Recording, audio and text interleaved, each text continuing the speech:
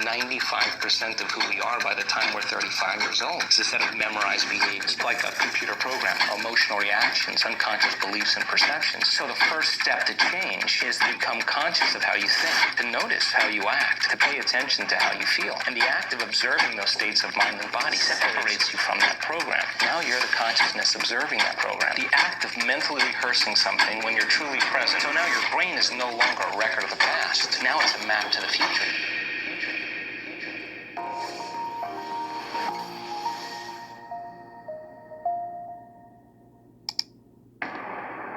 Nobody changes until they change their energy. And when you change your energy, you change your life.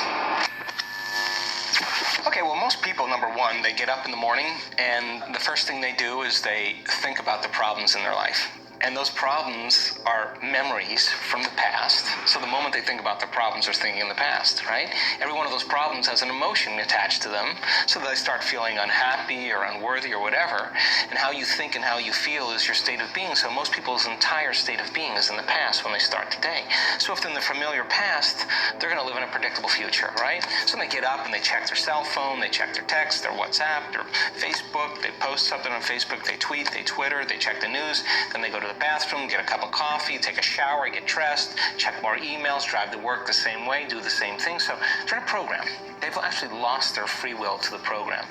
If you get angry at a coworker and all of a sudden you get an arousal in your brain and body, right? You get a rush of energy. When you start noticing that your body starts dropping, your brain starts noticing your energy starts dropping, you're automatically going to have the image of the coworker in order to what? Give your body the next jolt, right?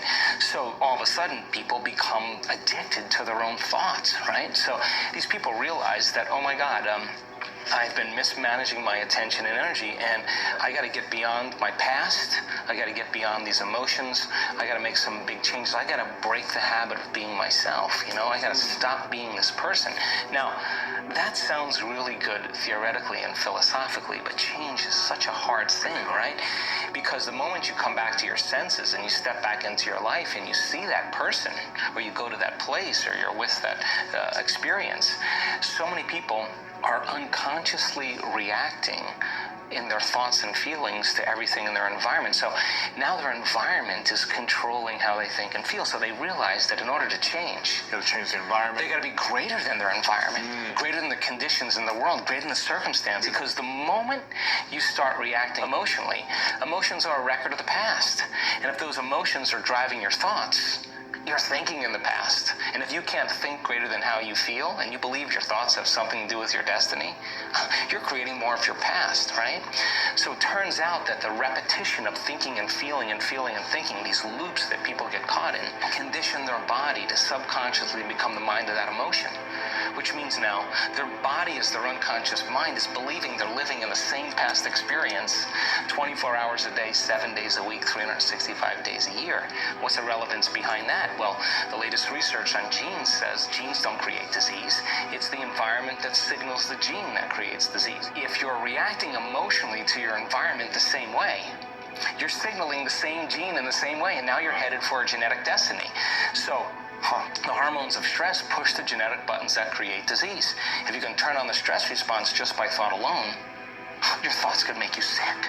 And if your thoughts could make you sick, is it possible that your thoughts could make you well? So they began to realize that, oh my God, the repetition of thinking and feeling and feeling and thinking caused me to feel guilt, and I don't even know it's guilt, it just feels like me.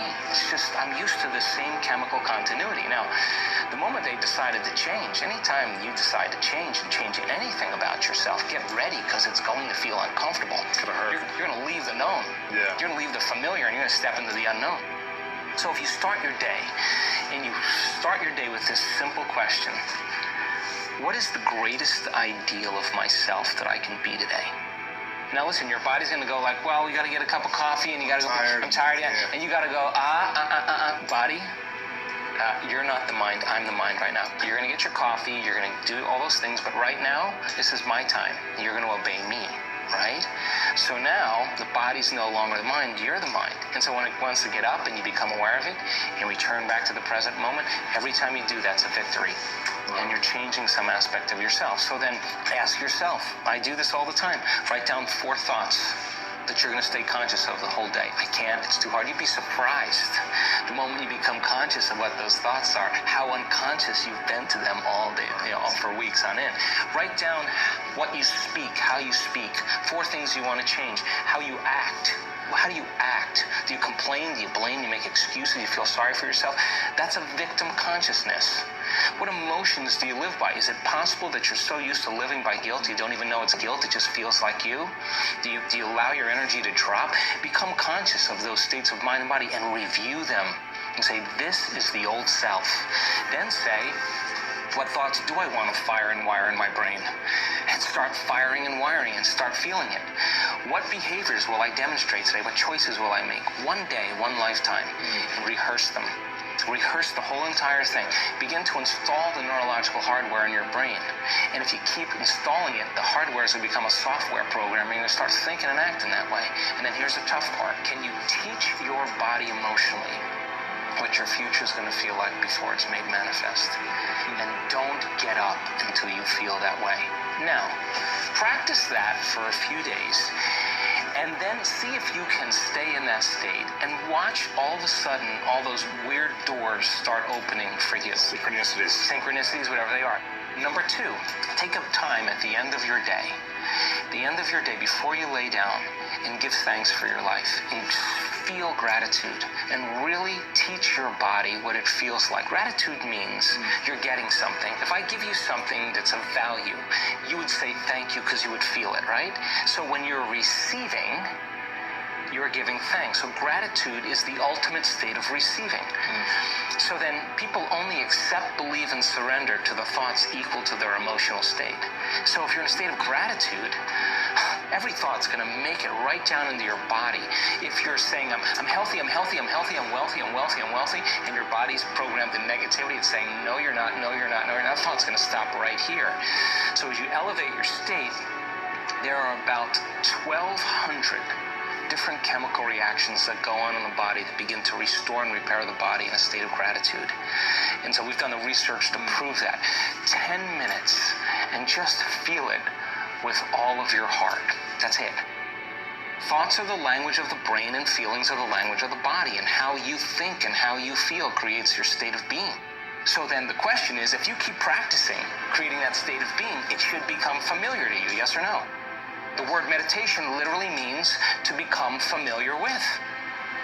Now do it for 30 minutes. Now do it for 60 minutes. And you practice. So when a person actually activates their heart, the heart releases a chemical called oxytocin. Oxytocin is actually the love chemical.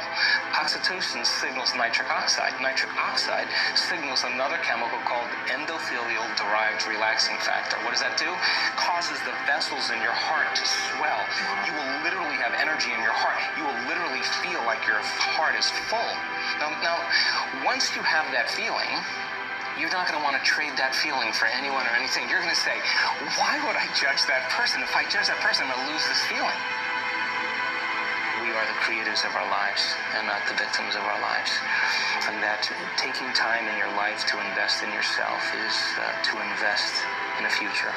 And when you invest in yourself, you invest in your future. And when you believe in yourself, you believe in possibility. And I think that everybody secretly believes in themselves. And so taking time to understand that we are just works in progress and to find time to forgive ourselves and to forgive others and start fresh the next day is a blessing, And finally, I think that it's not our purpose in life to be popular or successful or beautiful or intelligent. Our purpose in life is to remove those blocks, those veils, those limitations that stand in the way between us and that divine intelligence. And when we do, it begins to make its way through us, and we become more like it. We become more loving. It is loving intelligence. We become more giving. It's a giver of life. We become more conscious. It's a consciousness. We become more mindful. It has an infinite mind. We become more willful. It has an amazing will. Its nature becomes our nature. Its mind becomes our mind. And then we don't have to try to be liked or try to be important or try to be recognized. We're just happy for no reason at all. And I think that is the natural state of being. And I think that we innately know that on some level.